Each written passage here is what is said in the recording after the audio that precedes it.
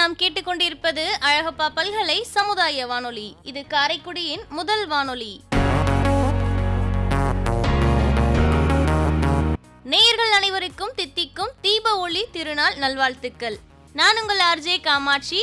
நான் உங்கள் ஆர்ஜே காவேரி மணியன். அழகப்பா பல்கலைக்கழகத்தில் first year MA life skill education life long learning டிபார்ட்மெண்ட்டில் படிச்சுக்கிட்டு இருக்கேன். இன்னைக்கு நம்ம சமுதாய வானொலியில் தீபாவளியை எப்படி பாதுகாப்பான முறையில் கொண்டாடலாம், நம்ம செய்ய வேண்டிய முக்கியமான விஷயங்கள் என்னென்ன அப்படிங்கிறத பற்றி உங்களிடையே பகிர வந்துள்ளோம்.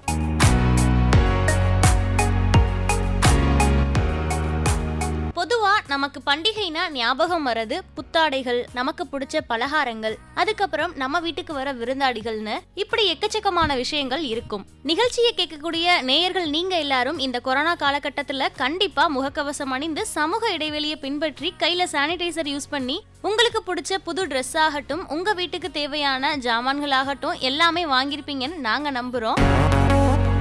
தீபாவளினா நமக்கு ஞாபகம் வரது பட்டாசுகள் தான். குழந்தைகள்ல இருந்து பெரியவங்க வரைக்கும் எல்லாத்துக்கும் ரொம்ப பிடிச்ச விஷயம் பட்டாசுகள் வெடிக்கிறது தான். இந்த பட்டாசுகள் வெடிக்கும் போது ரொம்பவே நம்ம பாதுகாப்பா வெடிக்கணும். இதை பத்தி நம்ம காரைக்குடியில இருக்கிற தமிழ்நாடு தீயணைப்பு மற்றும் மீட்பு பணி நிலையத்தில் உள்ள அதிகாரிகள் ஒரு 10 வழிமுறைகளை நம்ம கிட்ட பகிர்ந்திருக்காங்க. அதை பத்தி நம்ம பேசலாம். பொதுவா ராக்கெட் போன்ற வான வெடிகளை குடிசைகள் இல்லாத திறந்த வெளியில் வெடிக்க செய்யுங்கள் அப்படின்னு சொல்லியிருக்காங்க. எதிர்பாராத விதமாக உங்கள் மேல் தீ விபத்து ஏற்பட்டால் ஓடாதீர்கள். உடனே தண்ணீர் ஊற்றி அணையுங்கள் அல்லது கீழே படுத்து உருளுங்கள். வெடிகளை டின், பாட்டில் போன்றவற்றில் வைத்து வெடிக்க அனுமதிக்காதீர்கள். நீண்ட லத்திகளை கொண்டு பட்டாசு வெடிக்க செய்யுங்கள். தீப்புண்ணுக்கு உடனே தண்ணீர் ஊற்றுங்கள். இங்க், எண்ணெய் போன்றவற்றை பயன்படுத்தாதீர்கள். உடனே மருத்துவரிடம் செல்லுங்கள் அப்படின்னு சொல்லியிருக்காங்க. பட்டாசு வெடிக்கும் போது ஒரு வாளி நீர் எப்போதும் பக்கத்தில் பாதுகாப்பிற்காக இருக்கட்டும். குழந்தைகளை பெரியவர்களின் மேற்பார்வையில் பட்டாசுகளை வெடிக்க செய்யுங்கள். பட்டாசு கொளுத்தும் போது இறுக்கமான ஆடை அணியுங்கள். முடிந்தவரை பருத்தி ஆடையாக இருக்கட்டும். குழந்தைகளை சட்டைப்பைகளில் பட்டாசுகளை வைக்க அனுமதிக்காதீர்கள். வெடிக்காத பட்டாசுகளை கையில் எடுக்க அனுமதிக்காதீர்கள். பட்டாசுகளை வீட்டிற்கு வெளியே தூரமாக வெடிக்க செய்யுங்கள். இந்த தகவல்களை நம்ம அழகப்பா பல்கலை சமுதாய வானொலி நேயர்களுக்காக பகிர்ந்த காரைக்குடி தமிழ்நாடு தீயணைப்பு மற்றும் மீட்பு பணி நிலைய அதிகாரிகளுக்கு நன்றி. சரி காவேரி, இந்த வருஷம் தீபாவளி உனக்கு எப்படி போகுது? இந்த தீபாவளிக்கு எங்கள் குடும்பத்தில் இருக்க எல்லாருக்குமே புத்தாடைகள் எடுத்தாச்சு காமாட்சி. அது மட்டும் இல்லை, நம்ம பாரம்பரியத்துக்குரிய செட்டிநாடு பலகாரங்களும் வீட்டில் செய்ய ஆரம்பிச்சிட்டாங்க. இந்த வருஷ தீபாவளிக்கு நீ எவ்வளோ பெரிய வெடியெல்லாம் வாங்க போற காவேரி?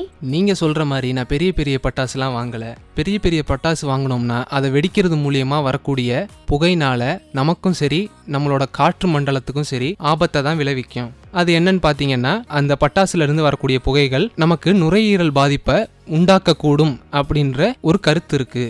அது மட்டும் இல்லாமல் அந்த புகை நம்ம காற்று மண்டலத்தில் கலக்கிறதுனால அது நம்ம இயற்கையையும் பாதிக்குது. பெரிய பட்டாசுகளை வெடிச்சு தான் நம்ம தீபாவளியை கொண்டாடணும்னு இல்லை, நம்ம காற்று மண்டலத்துக்கும் நமக்கும் ஓரளவுக்கு பிரச்சனை இல்லாமல் இருக்கக்கூடிய சின்ன சின்ன பட்டாசுகளை வெடித்தாலே நம்ம ரொம்ப சந்தோஷமாகவும் ஆரோக்கியமாகவும் இந்த தீபாவளியை கொண்டாடலாம். இந்த டைமில் போகிற எல்லா இடத்துக்குமே சானிடைசர் யூஸ் பண்ணிட்டு மாஸ்க் போட சொல்கிறாங்க. ஆனால் தீபாவளி அன்னைக்கு சானிடைசர் யூஸ் பண்ணிட்டு வெடிக்கக்கூடாது. ஏன்னா சானிடைசரில் ஆல்கஹால் கண்டென்ட் இருக்குது. நெருப்பு நம்ம கையில் பட்டுச்சுன்னா அது எரிய ஆரம்பிச்சிடும், கையில் தீ பிடிச்சிக்கும். அதனால நம்ம தீபாவளி அன்னைக்கு சானிடைசரை வெடிக்கும் போது யாருமே யூஸ் பண்ணாதீங்க. நம்ம நிகழ்ச்சியை கேட்கக்கூடிய அனைத்து நேயர்களுக்குமே நம்ம சொல்ல வேண்டிய ஒரு உதவி எண்ணை பற்றி தான் அடுத்து நம்ம பேச போகிறோம். தமிழ்நாடு தீயணைப்பு மற்றும் மீட்பு பணி நிலையத்தோட உதவி எண் தான் அது. 101 மற்றும் 112. அது மட்டும் இல்லை காமாட்சி, தீபாவளி அன்னைக்குன்னு மட்டும் இல்லாமல் தீபாவளிக்கு முன்னாடியும் சரி பின்னாடியும் சரி நம்ம பட்டாசு வெடிக்கிறதுக்குன்னு அரசாங்கம் ஒரு குறிப்பிட்ட நேரத்தை அறிவிச்சிருக்காங்க. அந்த நேரத்தில் தான் நம்ம பட்டாசுகளை வெடிக்கணும் அப்படின்னு சொல்லியிருக்காங்க. நம்ம சுற்றுச்சூழலும் சரி நம்ம அக்கம் பக்கத்தில் இருக்கவங்களும் சரி நம்மளையும் சரி பாதுகாப்பாக வச்சுக்கிறதுக்காக இந்த நேரத்தை அறிவிச்சிருக்காங்க. அதாவது காலையில் 6 மணிலேருந்து 7 மணி வரைக்கும், இரவு நேரத்தில் 7 மணிலேருந்து 8 மணி வரைக்கும் பட்டாசு வெடிக்கலான்னு அரசாங்கம் உத்தரவிட்டிருக்காங்க. முடிஞ்ச அளவுக்கு நம்ம அரசாங்கம் அறிவிச்சிருக்க நேரத்திலேயே பட்டாசுகளை ரொம்ப சந்தோஷமான முறையில் பட்டாசுகளை வெடிக்கலாம். அதே மாதிரி எல்லாரும் தீபாவளியை ரொம்ப பாதுகாப்பான முறையில் கொண்டாடுறதுக்கு என்னுடைய வாழ்த்துக்கள். ரொம்ப நன்றி காவேரி. நேயர்களே, நாங்கள் இதுவரைக்கும் எங்களுக்கு தெரிஞ்ச விஷயங்களை உங்ககிட்ட பகிர்ந்துக்கிட்டோம். நீங்களும் தீபாவளியை ரொம்பவே பாதுகாப்பாக கொண்டாடுவீங்கன்னு நாங்கள் நம்புகிறோம். மீண்டும் ஒரு நல்ல வாய்ப்பில் உங்களை சந்திக்கிறோம். நேயர்கள் அனைவருக்கும் அழகப்பா பல்கலை சமுதாய வானொலியின் சார்பாக தீபாவளி திருநாள் நல்வாழ்த்துக்கள்.